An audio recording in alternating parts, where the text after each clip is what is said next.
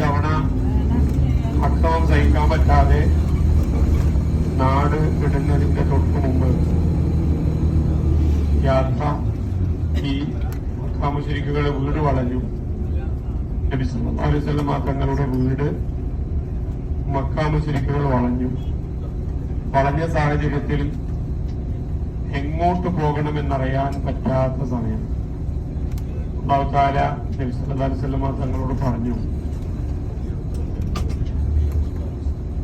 കടന്ന വിരിപ്പിൽ പിതൃവ്യന്റെ മകനായ അലി റളിയല്ലാഹു അൻഹുവിനെ കടത്താൻ വേണ്ടി പറഞ്ഞു. അങ്ങനെ ശത്രുക്കളെ തെറ്റിദ്ധരിപ്പിച്ചുകൊണ്ട് വിരിപ്പിൽ നബി സല്ലല്ലാഹു അലൈഹി വസല്ലം തങ്ങളാണെന്ന് അവർ തെറ്റിദ്ധരിച്ചു. പക്ഷേ ആ സ്ഥാനത്ത് അലി റളിയല്ലാഹു അൻഹു